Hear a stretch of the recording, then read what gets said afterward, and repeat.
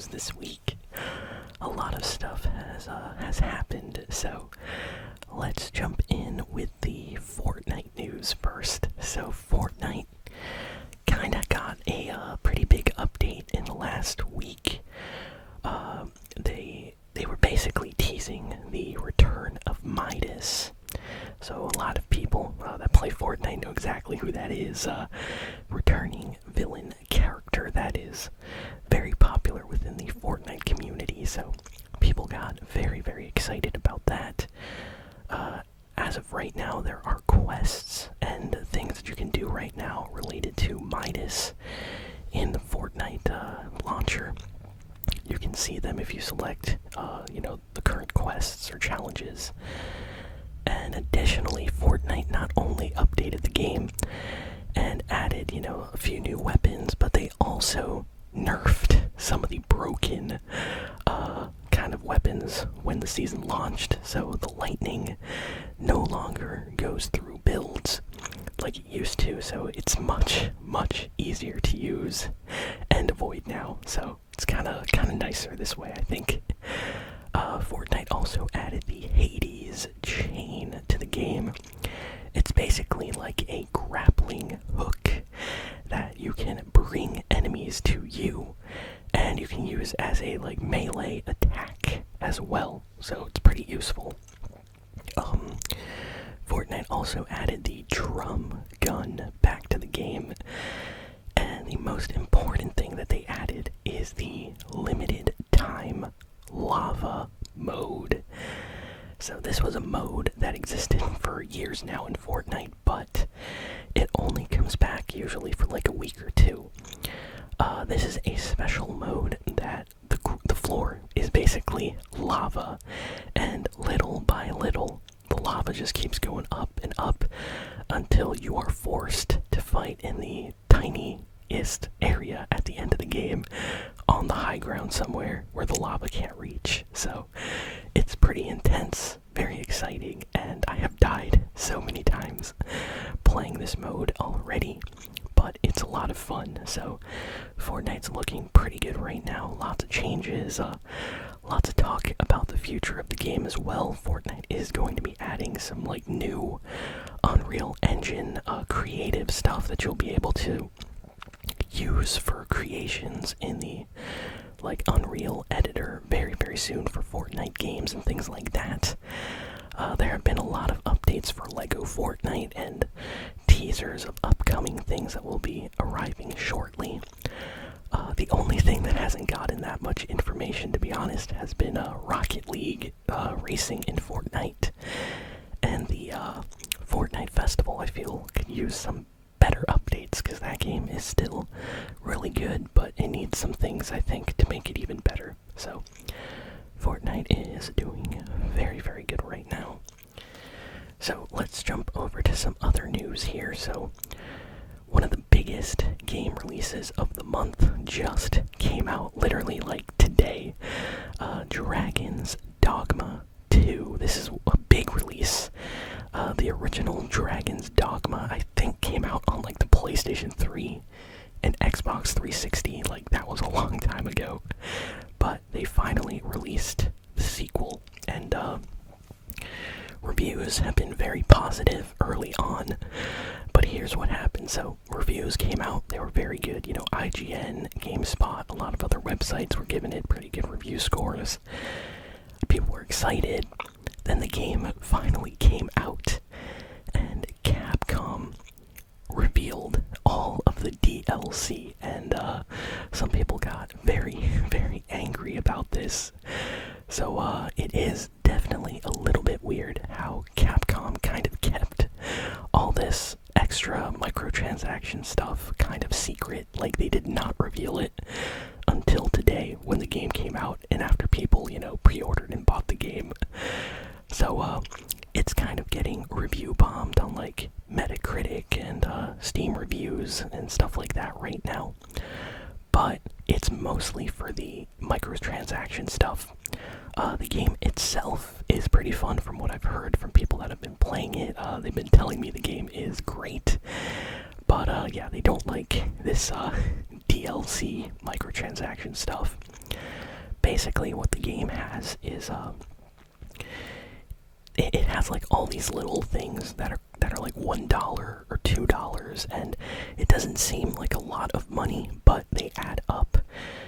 Basically, like, if your character goes to jail and you want to get them out of jail, you have to pay like $1 if you don't want to do it like from within the game yourself.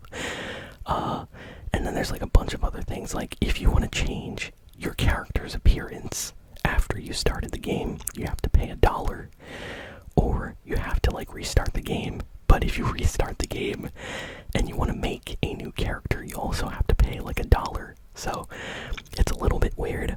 I don't know exactly how all that stuff works since I don't own the game, but that's what everybody is reporting right now, that the game has like some really strange kind of like little features tucked behind kind of like payment. So it's almost like, hey, if you want all the stuff for this game, you're gonna have to pay some money. Apparently even like fast travel, if you want to use the fast travel a lot, you can actually gain like in-game currency just by doing challenges or quests or things, and you will get some access to fast travel. But if you don't have enough of the, I guess, currency of Dragon's Dogma's like world, you can buy the currency, kind of like buying V-Bucks in Fortnite, and this allows you to like quick travel or teleport from location to location, which seems a little bit weird considering a lot of other video games let you fast travel completely for free. So not sure about that, but let's see what happens with this. Capcom hasn't really said anything about this. Some people are definitely angry, but so far the game does seem fun, even with these features. So I'm curious to see, how it does in the next week. Next, we got a really, really awesome trailer for the upcoming Dragon Ball Sparking Zero game. And the gameplay for this looks so good. And for those that don't know, this new Dragon Ball game, Sparking Zero, is the continuation of the Budokai Tenkaichi series from the PlayStation 2 era. So if you love Dragon Ball Z fighting games, you gotta check this one out, because it's the next generation version, and it looks really, really good. So a new trailer for that came out. The demo for Akira Toriyama's, one of his last games that he worked on, was for Sandland. This is another anime manga series that Akira Toriyama worked on, and it's getting a game, and the demo for the game just came out this week. So if you have like a PlayStation or something, you can download the demo for free. It looks awesome. I have not played it, but I've watched like 3 or 4 of my favorite YouTubers playing through the Sandland demo, and it looked like a lot of fun. So if you're a fan of like Akira Toriyama or Dragon Ball, or just like fun kind of action style games, this is definitely one to check out. Next, we got some news on an upcoming Marvel game called Marvel 1943 Rise of the Hydra. And in this game, you're going to be able to play as like Captain America, Black Panther, and other Marvel characters, and it's going to be some kind of like cool story mission. And honestly, it looks awesome. I will definitely check this out. I mean, Captain America, Black Panther, some of my favorites. The only one missing there would be like Tony Stark, but Tony was not alive in 1943. So I guess he couldn't be in this game, but super cool. Gonna have to check that out when it releases next year in 2025. Good news for Overwatch fans. So Blizzard has confirmed that from now on, Overwatch 2 heroes will no longer be unlocked through the Battle Pass, and they'll just be available regularly, like normally, from like playing the game and stuff. So I'm really happy to hear this. That's how they used to do it before in Overwatch 1. When a character came out like Moira or like Sigma. Wait, did Sigma come out in Overwatch 1? I think he did. Yeah, Sigma, Moira, Orisa. Characters like that, when they came out, you could just play them for free. But But in Overwatch 2, whenever a new character came out, you actually had to like pay for the battle pass to unlock and get access to that character, so you could not use them if you didn't pay for it. So that was really annoying and kind of weird. So I'm glad they're not doing that anymore. Lots and lots of leaked Sony rumors this week. So Sony got really mad this week, by the way, from all this stuff leaking. It was not supposed to. And they are actually doing some kind of internal investigation to find out how all this information that I'm going to talk about leaked. So Sony, PlayStation, not happy. So basically what happened was somebody that works over there, like at Sony with PlayStation stuff, leaked the specs and like features that the new PlayStation 5 Pro that's coming out apparently near the end of this year is going to have. So they basically mentioned that it's going to have like super powerful like 4K upscaling of like older games or games that aren't that powerful. It's going to like upscale and increase the resolution as well as the FPS. They called it like super resolution tech. Apparently the PS5 Pro is going to be like super powerful, have all these kind of crazy features and things.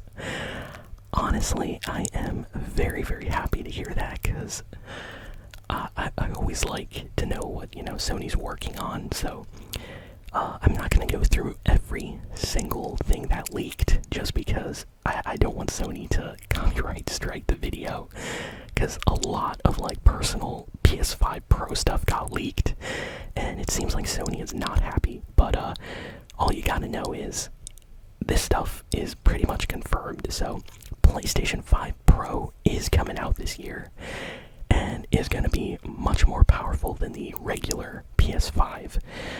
It's going to play games better, it's going to be faster, it's going to have like special internal like technology that Sony patented, which is going to make games like run at a higher resolution than they should, using some kind of like tricks in the actual kind of software built into the PS5 Pro. So I'm very excited to learn more about that. And yeah, apparently, it's gonna have a disk drive to read actual games. There's talks about it having like a different design. We don't really know what it's gonna look like, but I have an idea that Sony's probably gonna show it off this summer. So I guess we just have to wait and see. But PS5 Pro is coming, and it's gonna be really powerful. So can't wait for that. This is pretty crazy. So a video game called Shadows of the Damned. This game came out back on like the Xbox 360, PS3 era, and this was like a wild game, like crazy game, so much going on. It's kind of famous in like the gaming community, like for people that kind of like these style of games.